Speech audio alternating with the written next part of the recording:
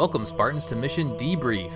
We're playing every mission in the mainline Halo video game series in chronological order, discussing our experiences and sprinkling in a little lore along the way. If you'd like to play along and have your thoughts read on the show, email us at podcastevolved@gmail.com or drop us a tweet at podcastevolved on Twitter. We'll actually be doing a wrap-up show after this before we get into Halo 2. This episode, we're closing out Halo Combat Evolved with The Maw. I'm your host, Colin Perkins, alongside David Arnold. Hello, everybody. And Krista Brown. Hold me. The last mission, we sought out Captain Keyes to obtain the codes needed to blow the reactor inside the Pillar of Autumn. We got the codes, but the Flood got Keyes. And we were sad. Kind of. We actually are sad. A little bit. Yeah. This mission, Chief and Cortana fly a Banshee to the husk of their ship in order to fulfill their plan of destroying the Halo and the Flood. 343 Guilty Spark tries to foil our plans, but we platform our way to destruction and escape the Halo after a not-so-great joyride in the Warthog. The date of this mission is September 22nd, 2552. The whole game, essentially, is just a 4-day span from the 19th to the 22nd. So the pretty crazy 4 days. The bullet count per day in this game is extremely high. Very high.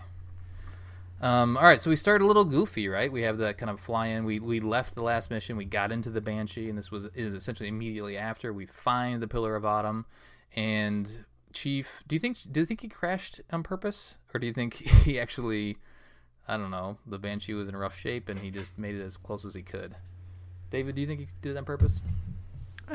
I think so, because when you look like where he's climbing into, the Banshee wasn't going to fit.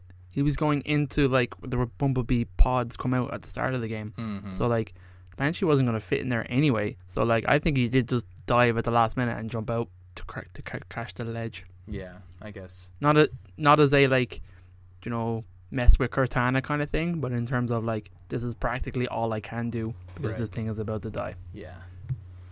Yeah, she adds a little, comic relief here, but Chief John, he's not really a funny guy at all. No. So I don't think he was doing that just to make things more difficult and having fun. But at this point, he just wants to end these 4 days of hell, essentially. Mm-hmm. So then we hop aboard and we climb in. We kind of finally get to get our bearings a little bit. The Pillar of Autumn is in rough shape, as you can see from the cutscene. It's just a destroyed mess.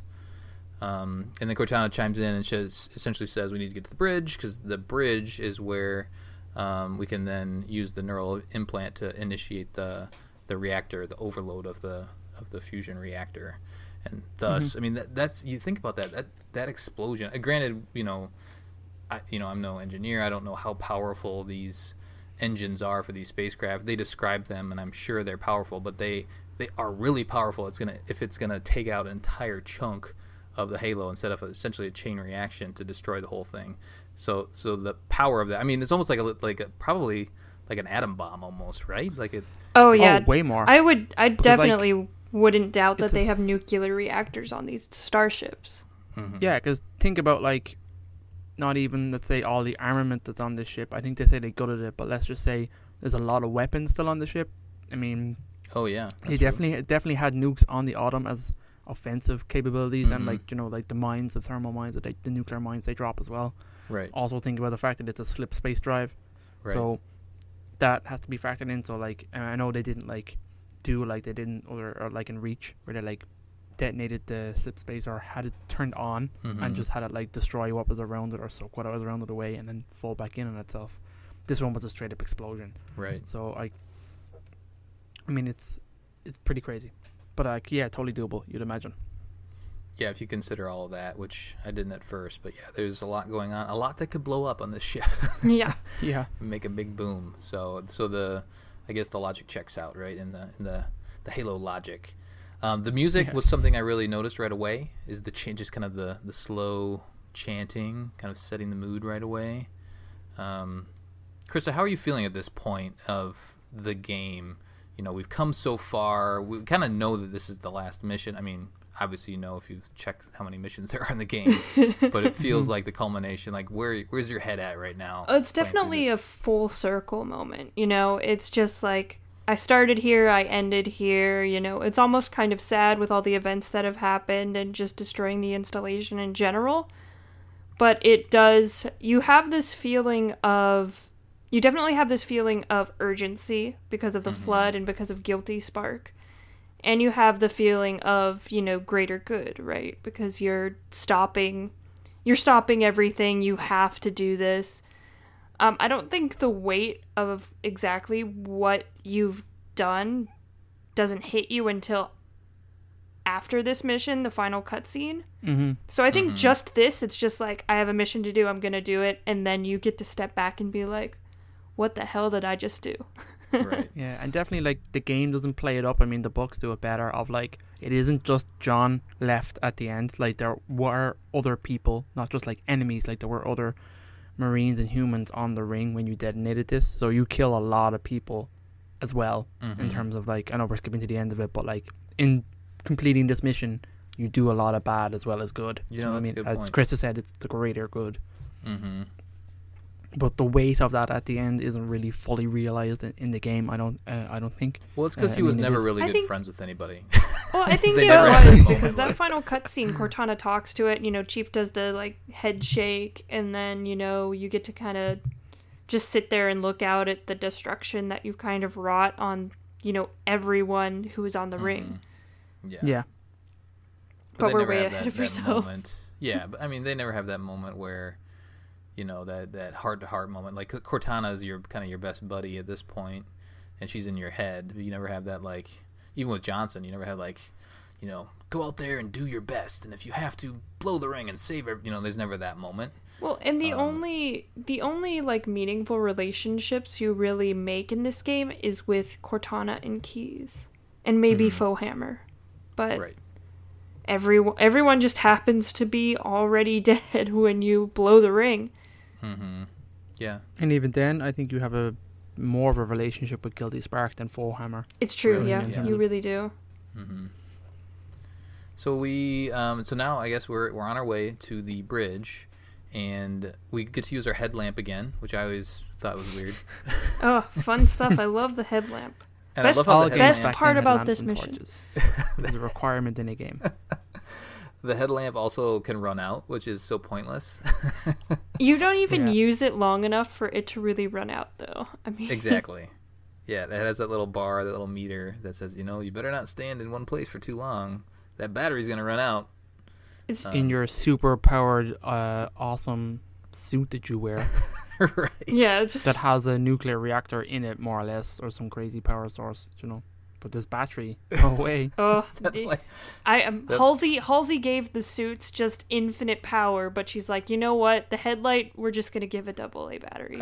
I think it's just strapped on. It's not actually part of the. It's just a flashlight strapped to his head. Yeah, that's probably it. He's just swapping out AA batteries all the time. That's what he's doing in the time it takes to recharge. He's just got a bunch of AA's. Oh, that's good. So then we start to see some flood finally show. Oh no, actually some sentinels show up first. So they fly in through those the escape pod, those kind of holes in the wall there. So we got to deal with a couple of those. So you're like, okay, all right, I got to deal with these guys again. Take them out pretty easily. Continue on, use our headlamp a little bit, and then you realize, okay, all right, we got some flood to deal with. Actually, a lot of flood to deal with. Yeah. But it's great because you can get a shotgun really fast. That's like one of the first floods that you fight has a shotgun. Yeah, so that's It didn't feel like there were infinite spawns in this one. Did you guys notice any infinite spawn points? No. At the end of the game there is, but I don't not here. Sure. I don't think as you fight your way through, I don't think they're infinite. Yeah. Are you talking about the warthog at the end of the game, or are you talking about the vents? I'm talking about the vents. Oh yeah, the vents are infinite, but they infinite spawns. Yeah. So you can essentially take your time. You kind of make your way up here to the bridge. You find some hunters, which is kind of weird, and I think that's the only. Oh no, there's some spec ops too, right? And grunts, spec op grunts as well. With their fuel rod big cannons. Room, which I think of as like a mess hall room, but maybe I'm mistaken. It feels like a big kitchen or like place to eat, but maybe that's not what it is. I think that's what it is. They're all kind of hanging out in there, trying to take out the flood, and you can pretty much easily sprint past them all. At least on normal you can. I don't know. Did you guys have to deal with them at all in this playthrough? I did heroic, so I did have to deal with them. You did? Okay. The Spec Ops Elites are really tough on higher difficulties. They're like really annoying. But I have... Oh yeah, you got a noob combo of them. I have a bandana skull, so I just threw sticky grenades at him. You can also do that. Can you let the flood, or maybe there aren't any flood right there where they can deal They with them? kill off all the flood really quickly. Oh, they do? Yeah. Interesting. Because they're badass. Yeah, because they're the badass. Spec Ops Elites. So yeah, we really just get to the bridge pretty quick, actually. And then we plug in Cortana, and she sets the reactor to detonate, and we give us a timer because we love timers, right? And and then 343 is here. Hello. He is actually in the engine room, and he's trying to stop us. He's trying to foil our plans. Yeah, did you guys... I don't know. It's hard to go back to the beginning and say, like, did you expect 343 here? But it's supposed to be a little bit of a surprise, right? It's not going to be that easy to just go blow the reactor and get off. Yeah. So they need to build in a little resistance. There's no way, like, because as you said, you get to the bridge really quickly, and you set up the countdown. Excellent, everything's working fine. And, you know what I mean, something had Then to throw a spanner in the works to bring out the level, like, yeah. Yeah. So he's, so what is he doing? So she says he's tapped into the systems of the ship, and essentially he's turned off the detonation, and then Cortana's really at a loss. She doesn't really know what to do now, right? That's kind of the first she point says, where I don't she know what to do. Right. Yeah, and then I love this is a fun cutscene because you get to see the biggest grenade you've ever seen. What the Oh my hell God, is it's up gigantic. with that? It's bigger than his freaking head. I think it's a prop. I don't think it's an actual grenade. I think it's just a prop he found, or maybe it's a piece of rock. Because I don't Master know. Chief was carrying around a fake grenade this entire time. He has like so this funny. just blow up gag grenade, and he's like, "This is the perfect time to use this." Maybe it's like a stress ball. Maybe it's just like a squeegee. A giant. He's very stressed, so he needs a really big stress ball. Well, it's a Spartan-sized stress ball that would fit into a Spartan hand. He's got it clenched between his buttocks the entire time. Don't do that, Kristen. That's actually a great idea for a loot crate item, is a stress ball grenade. Come on, where you at, 343? Let's do it. They already gave They us already a stress did ball, a- Master Chief.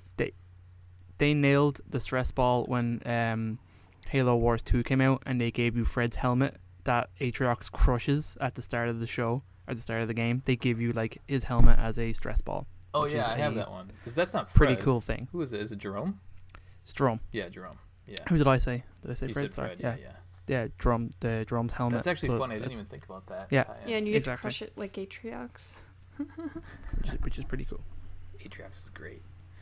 All right, so then essentially we have to go. Well, then Chief is like, all right, well, if you're at a loss, why don't we just blow it up? Why don't we use And- splody things to make a bigger splody thing? Yeah, and then she, Cortana's on board because she obviously likes to destroy things because it was her plan to destroy the Halo. So she's like, all right, let's do it. But of course. And then so the cutscene ends. Then you got some Sentinels that show up, and I didn't have any problem. Have you guys ever had problem with these guys right here? These terminal? No. These. Sentinels are Sentinels? so Yeah. easy. Okay. No, I always carry a Covenant weapon for this, either a plasma pistol or rifle, because it just mows them down, even if they have shields. Yeah. So you can essentially just about face and run if you want. That too. I don't think you really have to deal with them. But then we go to head to cryo, and I think Cortana kind of mentioned this. And this is supposed to be the area where you were being held originally. It looks a little different now, but it was being the place where you were held, and that's where we find the final. Well, not quite the final, but the final terminal that we'll be talking about. Yeah, this is an interesting terminal. We'll go over at the end, but it teases a lot of things that are going on in the far future of the game. Yeah, and that whole room actually, that actually might be an infinite spawn point. I feel like When you're trying to flood leave come the in there. room? Yeah, when you're trying to leave Yeah, that room. that corridor, I think you're right, yeah. That corridor might be infinite spawn. I think you have to push your way up that corridor after the cryo room Yeah. to get into the... I'm glad there's no more it is. infinite spawn points after this. Holy shit. Well, Or not as many. Yeah. So essentially, I mean, I guess we kind of glossed over, but the plan is to then blow some reactors in the engineering room, and that's essentially force the engines to go overheat. Yeah, and then they'll essentially eventually detonate or blow up the ship, which will then blow up the Halo eventually. So the plan is still in place. We just have to blow something else different. You just gotta do it manually versus doing it automatically. Yeah, so that's fine, right? So then there's more, we essentially find our way to the engineering room. Do you guys want to talk about like the way there? It's just a lot of flood, really. It's not really interesting. It's just it's a corridor shooter. You shoot guys in corridors and fight your way to the armory. It is fun to kind of see the autumn, I guess. Like, so you get to see a little bit more of the autumn, and you get to revisit a couple different areas. Backtrack. It's cool to see the fights. I think some of the setups are pretty cool. Seeing the Covenant fight the Flood and the Sentinels in there as well, and it's a cool mix. And then you get like hunters and stuff as well. It's just pretty cool. And I did get lost. It's hard to describe exactly where I got lost, but I did get lost at least once. Whereas I thought I was going to the right spot, and then it wasn't, and it actually was a door, like a dark corridor room that had to open. I think it had some red lights on it, and I didn't think it opened, so there's a couple spots to get turned around. But for the most part, you find your way to the engineering area. Whoa! You forgot the secret room. Oh, tell me about the secret room. Secret room? The armory? That's what I was just getting. Armory's not a secret. Getting at the armory. Okay. Well, that's before engineering. Yeah, right before engineering. So I didn't use the armory this time. Oh, I love the armory. What? Yeah. You have to use the armory. Colin, that's sacrilege. It is. You have to. I played on normal, so I was like, all right, I could do this. But then you don't have to do grenades. Yeah. You get rocket launchers. Oh my god, you got like shotguns. You have like max ammo and everything you want. Oh, it's such a good room. It's one of my favorite rooms. Is it ever? Remind me I forget what it looks like. It's just everything, every weapon you could ever imagine. I don't think there's a sniper rifle. I think it's assault rifles. I think it's pistols, shotguns, and rockets. Rocket. Mm-hmm. And so grab that rocket launcher because that will come in handy. Oh my god, yes. Oh, yeah. And then Invisiflood. Yeah, that's true. There's the only stealth flood in the game. Actually appears. They ambush you if you spend too long in the armory. I forgot. They do it like right when you get in though, is when they spawn. You can get in and get ammo and get out again before even seeing them. Oh really? I do it all the time. just like fighting them. Yeah. I think they're cool. There. And like the door that they open, you can get in there, but then nothing happens. You're kind of stuck in there. I've done that a few times. You're stuck in there forever. Now you're the Invisiflood. Forever and ever. Waiting for the next player to come around. But nobody ever comes because you're playing single player. Aw, poor David. Sad. That's exactly the way I want it to be. You want to be sad? I want to be alone. All right. So then, grab your rocket launcher because you're going to need that. If you're like me and you didn't want to go there, then you better have a bunch of grenades or be able to pick up grenades and be a good shot because you essentially have to go. So the big room, we reached the big room, and that's where 343 is, and he's floating around the entire time, right? He's in there. Oh, yeah, you can shoot at him, but it won't do anything. Yeah. Yeah, he putters around and every now and again hits reinforcements in terms of some sentinels. And he actually has a lot of good dialogue in there. Krista, do you want to bring up his dialogue in there? I think I found it on the walkthrough or something like that. We can mention it here in a little bit. But he's essentially just taunting you the entire time like he usually does, or like he had done in the library while you're trying to... So now we do some platforming. We got to find your way up to the kind of the middle level, top middle level, hit a button, and then this giant, I don't know if it's a rod or what it is, but it pulls out and exposes... big arm. Yeah, this big arm essentially pulls out and exposes one of these reactors. And then the reactors actually, they're not open yet. They actually have a little flap that will then have to come open. And then that's when you can actually hit it with an explosive. If you hit it with when the flap isn't open, nothing will happen. So yeah, and it's just platforming fun, right? I mean, I love this part of the game, right? Everybody loves this. David, do you like this part? I like it. You do? I have no problems with this part of the game. It can be a little bit frustrating if you don't exactly like the hitbox on the vent. I think is somewhat questionable. Mm-hmm. So like there are some times where I know I've shot in and nothing has happened. On higher difficulties, can be a bit of a pain, especially on Legendary when the Sentinels rush in and you have like 5 Sentinels. You don't really have the weapons to fight it because you drop them in order to pick up a rocket. You probably, if you're like me, just have a rocket and a shotgun, which are not good Sentinel fighting weapons. Right. So they can murder you real fast here. Yeah, they can. If they lock on you, right? Yeah, when you get caught in the open. The reason that I don't really like this part of the game, and this activity isn't unique to Halo, like doing some first-person platforming isn't unique, but you don't really have to do any platforming up until this point. So it never really teaches you how to do it very well before. Yeah, there's some crouch jumping that's needed and stuff like that, and they never teach you that in this game. And that was just like, I think video games back then, that was a known thing in terms of crouch jumping was allowed in a lot of games. Allowed you to access areas that maybe necessarily you shouldn't have been.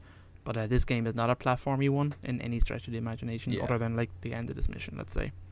Right. And the crouch jumping is essentially where you jump and then you hit the crouch button, so it brings your feet up.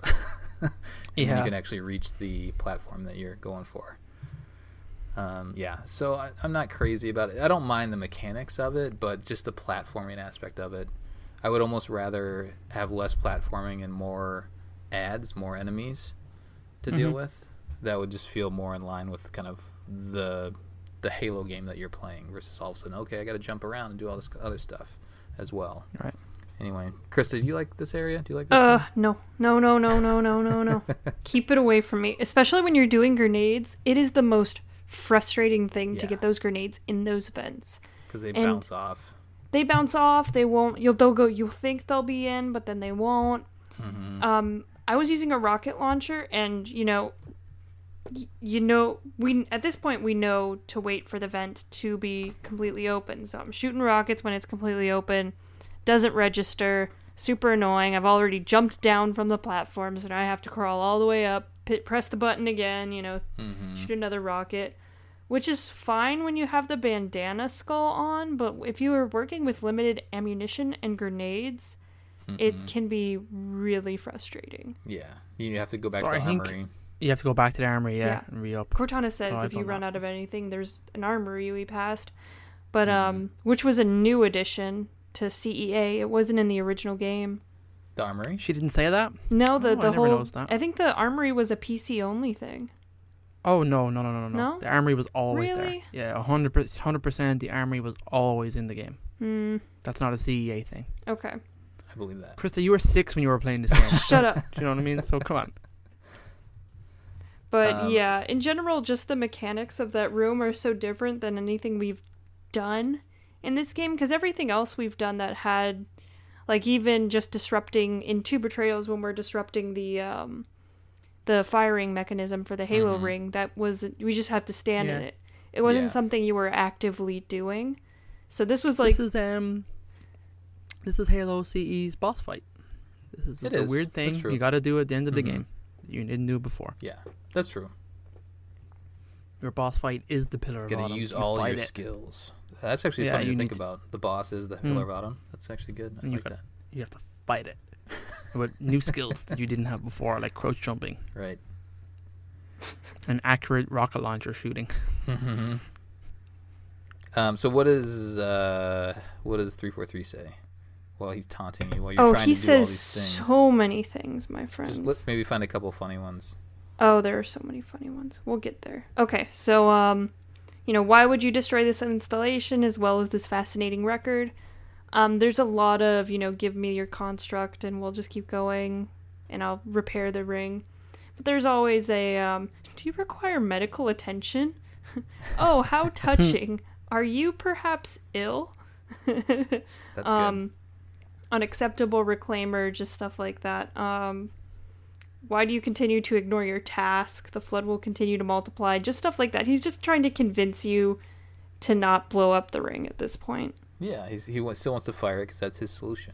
And his weird guilty spark ways. Right. All right, so we finally did it. We blew all 4 reactors manually, and then do we get the timer here? No. So we don't get a timer yet, right? So we blow them all. No. Then we have to go all the way up to the top again, and find a tunnel that leads to a elevator, and then the elevator has a spec ops elite and a couple grunts for you to take out. Then the elevator takes... Now, what's that? Just on that point, that spec ops elite is actually a known character in the Halo universe. It is? So, yeah, the Special Operations Senghili, commanding the squad of Special Operations Ungai and the maintenance elevator 07, would be Zuka Zamami, which I think we mentioned at one stage or another in this series, probably at the very start, who is a Halo the Flood character. So Zamami was pursuing John during the whole duration that he was on Installation 04, trying to kill him. As a result, he's considered by some as an unofficial mini-boss in the level by fans. So depending on the level of difficulty, there may be more than one spec ops in the elevator. Okay. But in the Flood, it says that he was manning a T-29 ASG. I'm not sure what that is. I should probably look that up. It's probably a turret or something, or a vehicle. But he's supposed to be like the last Sanghili that you fight as John leaves. That's in the book The Flood, and he's like a character essentially trying to assassinate John. So that's supposed to be him. It's like a... I like that. That makes me more intrigued to go back and read The Flood now. That I'd forgotten about that storyline. The Flood's got some cool stuff in it. So there we go. We take the elevator up, and away we go, Colin. Take the elevator up, and then we hop in the Warthog. And what does she say? I'm forgetting. I should have written it down. She said something about like a wildcat something or other. Wildcat destabilization. Yeah. I have no idea what that means. Awesome. Is that like what the reactor's called or something? Yeah, that's the explosion. That's the kind of done away. It's just a classification of error. Let's say like, oh my god, our engines are going on for a wildcat destabilization, and that means big explosion, everybody. And I had, was it 6 minutes or 3 minutes at this point? I think it's 3 minutes. The timer, I want to say... Oh, no, it says 6 minutes. It's 6 minutes. Yeah, 6 minutes. And that's the same for so across all levels. This is the all difficulties, it's the same time. This is the only timer in all of Halo universe in all the games. So this is the only game. This is when they decided it's probably not a good idea. Yeah. So they did it once. Now, jumping ahead, Halo 3 doesn't have a timer on your screen, but if you take too long, you will die. Yeah. So you're essentially timed there, but this is the only one that actually gives you a timer on your screen in the whole Halo universe. Yeah. So if you're good at driving a Warthog, you can do this and without too much, controller throwing. Yeah. If you're bad at driving Warthog, this part sucks. This part you better get good, my friend. Yeah. You ain't going nowhere. It's just a weird thing that I like in any other situation I suck at driving the Warthog, right? It's just that I've done this part of the mission so much that it's a piece of cake. And I do love it, by the way. I love this Warthog run. I thought it was cool. It was a cool way to end the mission, even if it is, I know we'll probably talk about it, a ridiculously broken in terms of like the canon of like what you're actually doing and where you're going. Yeah. Because the Autumn is not this big and you're driving for so long. Yeah, it gives you, the distance and the waypoint with the distance. It's not easy if you're not good at driving the Warthog. And again, this is how you get good at driving the Warthog, is by just doing this over and over. One of the largest pains, I guess, is you can get really far and miss it. The timer runs out, whatever, die late, and then you have to start all the way over again. So there's no checkpoint along the way. No. Which I guess that's fine. There is, I think there's one. Is it the one at Full Hammer? Yeah, I think if you sit and wait there and let that play out, I think you'll get a checkpoint. Oh, okay. But if you're like me and now you just go straight through. If you drive through, you save yourself like 30 seconds or something crazy like that. Yeah, it is a lot of time. But it's weird where you sit and wait, but you don't lose any time. Do you know what I mean? Like when the timer starts up, it starts up again at the same time it was beforehand, which is really weird. You just have the momentum by driving straight through and not waiting. Yeah. So I don't know if you want to talk about that moment now. Well, I did just want to mention that I do like the aesthetic of it, like the everything blowing up and all the fights and all that sort of stuff going on around you is cool, but with all the obstacles and the way that the Warthog handles and how easy it is to flip over, that's the part that's frustrating, So it is a kind of a cool moment that they built, but the mechanics of it aren't that great, especially again if you're not good at driving the Warthog. But yeah, Fohammer, she comes in. She's flying in to essentially. She's gonna pick you up, right? Yeah, she's gonna take you off of the off of the installation. Mm-hmm. Yeah, she comes in. She's got a couple banshees that essentially take her down, and then you get to see her. Oh, Hi. I think we have to have a moment for Fohammer. Just a moment of silence. She got killed by just 2 banshees. Yeah, she was tired. She hasn't slept that much. It's been 4 days. I mean, come on. But Krista, like we know, all pelicans in Halo Universe crash. Yeah. So it's not really her fault. That's true. If the pelicans like, this is our end of the time, game. Fohammer. We have to crash now. Mm-hmm. Yeah. And there wasn't another probably pelican for her to jump over. Like, this pelican's time, maybe it wasn't Fohammer's time. If she went to another pelican. Anyway, no conspiracy theories. So our friend, my favorite, Fohammer, she meets her end here, and it's sad. I'm sad. But then we also get to see a skull off in the distance. So if you want to, during this moment of hectic, go get the final skull in the game. You can hop out kind of on one of those railings there and hop on top of the warthog, run down. You can either shoot. I think it's the Grunt birthday. Yep, Grunt birthday party. Yep. Yep. And it's a good one to get. Best skulls. It's a good skull. Mm-hmm. So essentially, when you take out a grunt, they explode into confetti. Mm-hmm. Yeah. Just like that. So good. So good. All right. So you can hop on get that skull if you want. If not, hop back into the warthog. Keep going. Essentially, more of the same as you're driving through the extra long Pillar of Autumn. And It's king sized. It's king size, right? Magnum. Did you know about the thirsty grunt? I found that somewhere. Oh, it's in one of the I didn't know about it corridors, until CA. right? Yeah, he's like just a grunt that talks to you. I can't remember. There's an achievement for getting it. I can't really remember what the significance of it is, if any. It's just kind of a silly little moment. Kind of. So you hop back in the warthog, you continue on, and then on one of the tunnels, I guess, off to the side, he's sitting there, and it looks. I think he must have killed some flood right in that area, and then he talks about. Yeah. What does he say specifically? Let's see here. I could open this up. Should have had this open, but anyway, he has some funny dialogue if you want to sit there and listen to him. Says, "Good thing that food nipple's waiting for me at the starship, because man, phew, have I worked up a big grunty thirst." Oh God. Nice. Good times. Yeah, so then we just keep going. Then we keep driving. So do we want to? So the Pillar of Autumn isn't this long as it's designed. I think the Bungie designed this mission to have tension, and they needed a long drive in order to do that.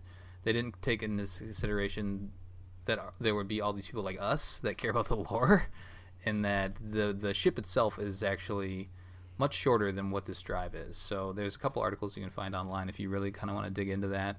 But essentially, you shouldn't have been driving this long to escape to the back of the Autumn.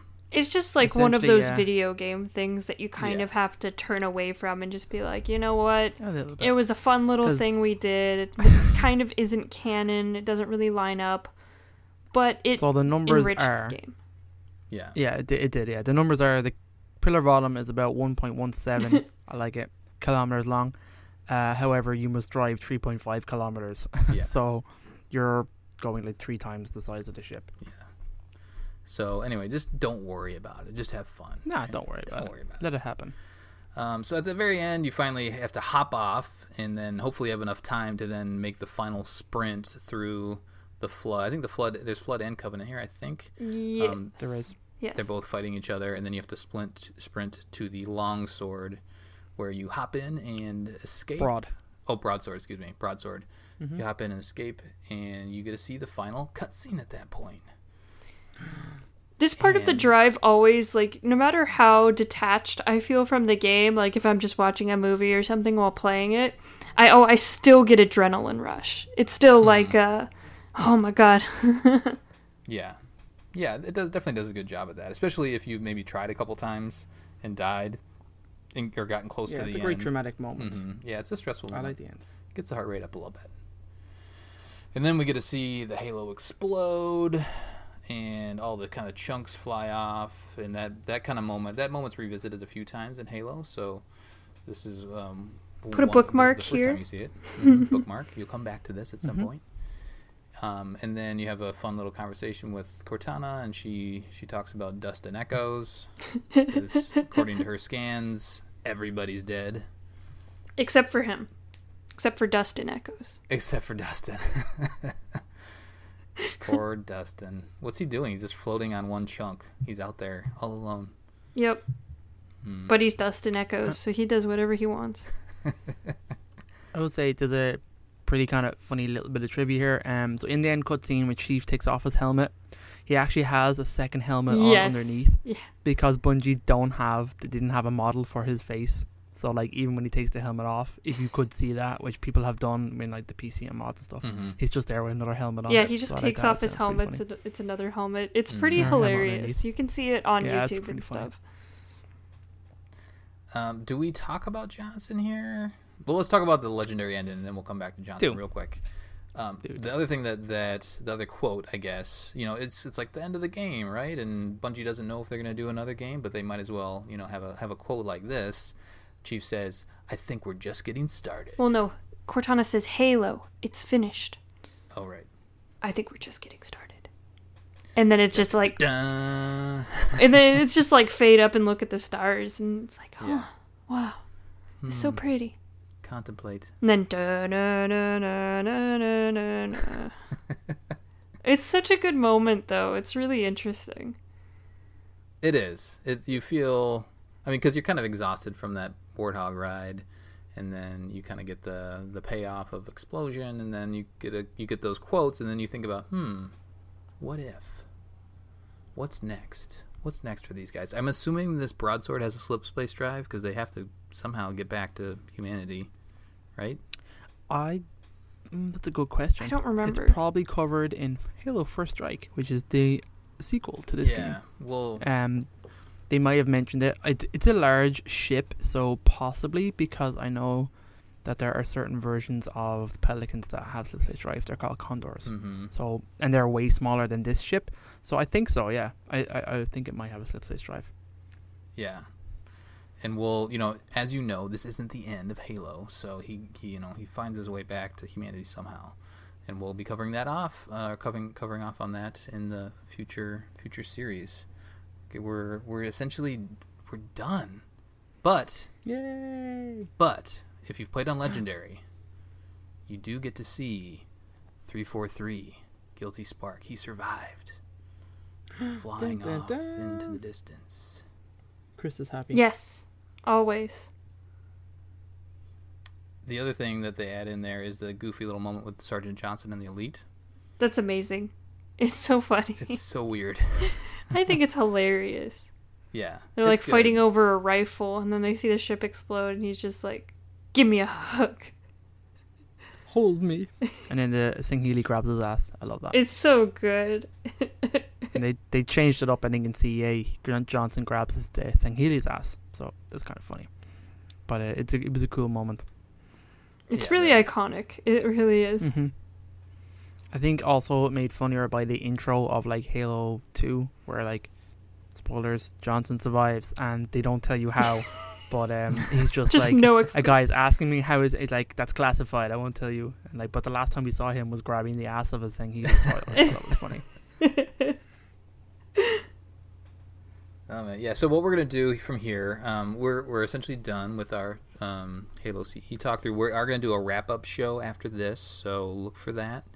We'll talk about kind of any loose ends. There is another terminal. Another terminal to discover. So we'll talk about that terminal. You can search terminal Halo CE Terminal 11, and you can have a watch, and we'll talk about that. And then we'll also just talk about kind of our thoughts on, you know, coming from Reach, which was a game that was created like almost 10 years after the CE.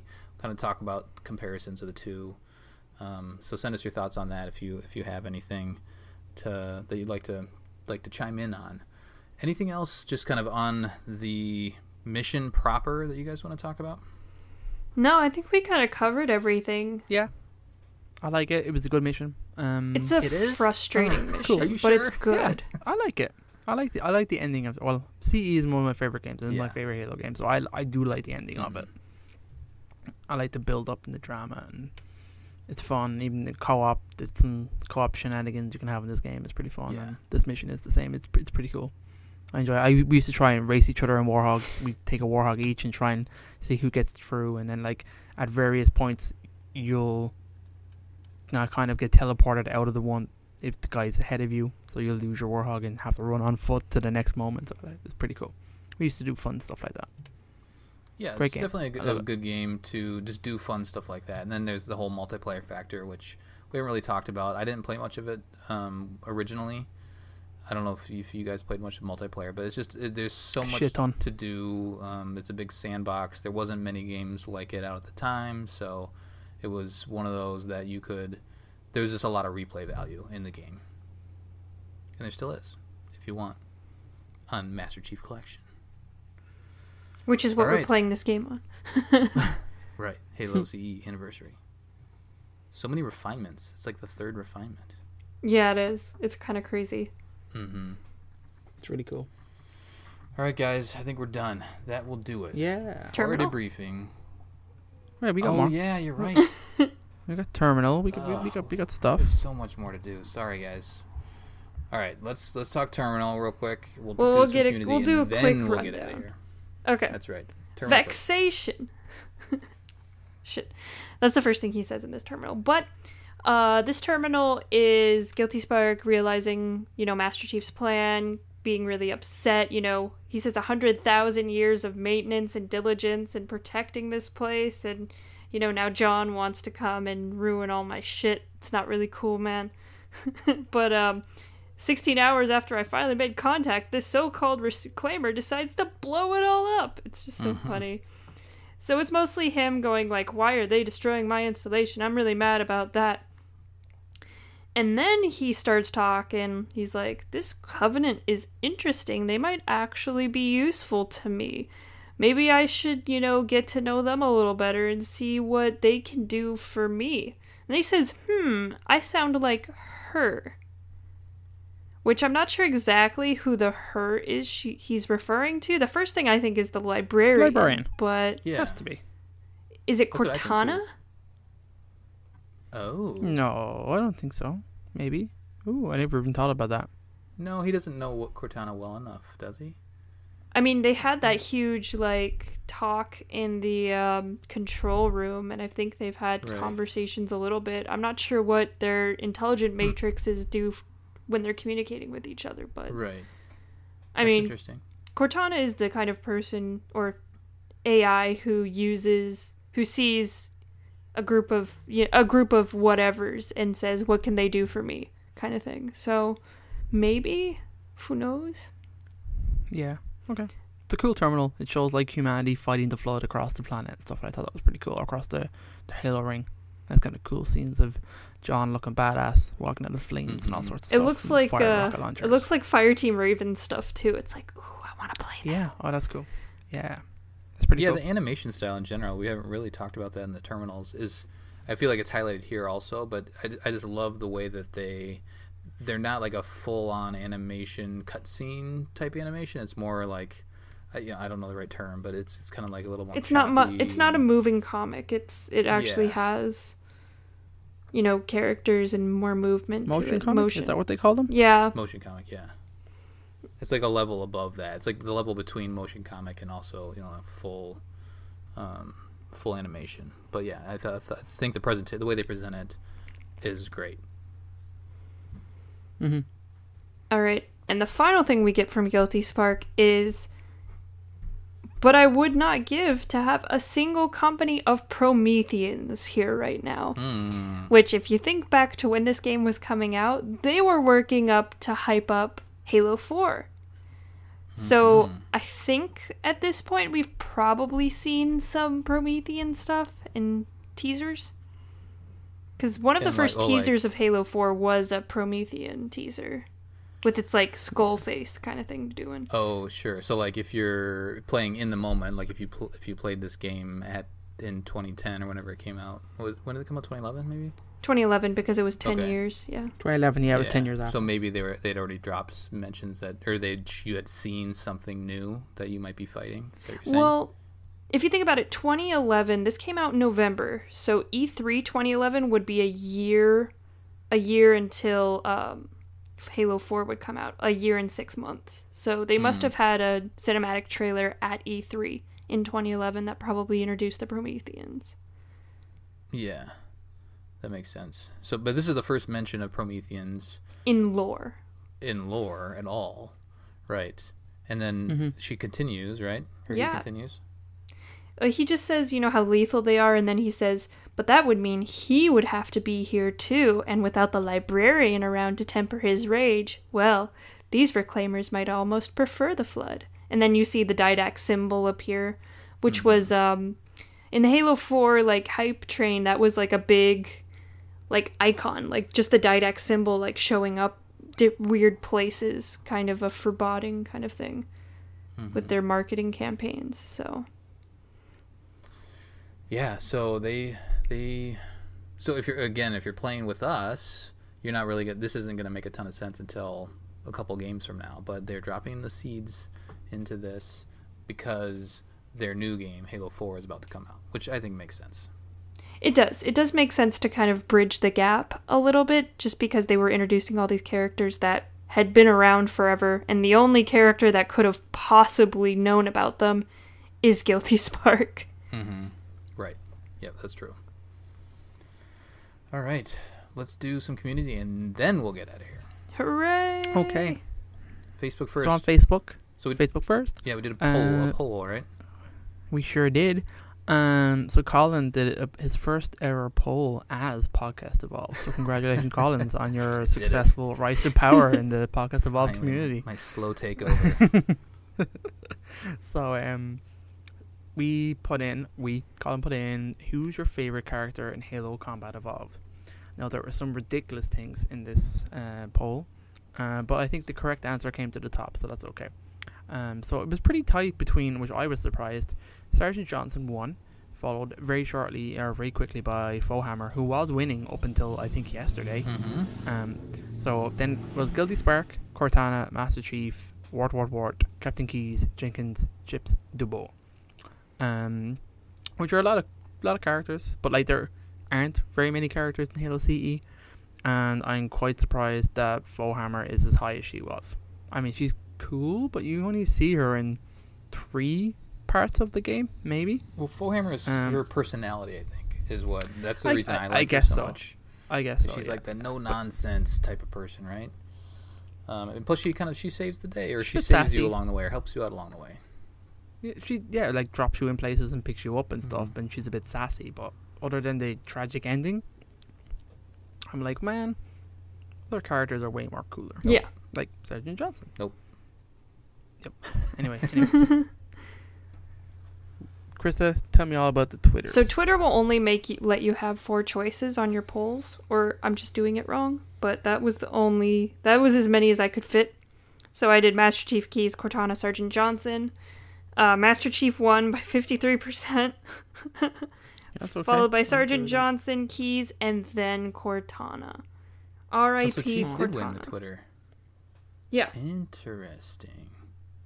It's funny how Chief was so far down on the Facebook list. I know. I think people were maybe more jokey. Then I don't know. Well, the Facebook list, so that's a lore group. Yeah. And so we're talking about the characters, True. And Master Chief doesn't have a ton of character in in the entire series, but he doesn't have a ton. There's not a lot to him. That's true. Well, there's more when you include the books and stuff, especially the Flood, and which really kind of fleshes out his character during the events of Halo CE. So, but I understand in Halo CE, he's not doing a whole lot. Do you know what I mean? Right. So he's not verbally. There's not a lot going on. It's all Cortana. Yeah. But anyway. All right. Now that will do it. That will do it. As I mentioned, we're going to do a wrap-up show, so we'll kind of cover off on our thoughts of the entire game. We'll cover off on Terminal 11, so go watch that. And then we'll also do a little kind of comparison, Reach, Halo CE, which one you like better, which one has the better, elements, gameplay, that sort of stuff. So that'll be a fun show. Hopefully just a quick one that we'll put out next time. That will do it for our debriefing of the Maw. On the next episode, again, we'll be doing the wrap-up, but then we'll also then we'll start Halo 2. We'll be leading on to Halo 2, which is crazy. We're getting on. It's nuts. It's exciting. I actually played a little Halo 2 right after this. I was like, oh, man. There's so much to talk about. There's a lot of lore in Halo 2. So much lore. Lore explosion. Basically. What happened with Halo 2. Halo 2 is when the series really got fleshed out. Yeah. They had so much they had to take stuff out. Yeah, that's right. All right, so send us your thoughts at podcastevolved@gmail.com or drop us a tweet at podcastevolved on Twitter.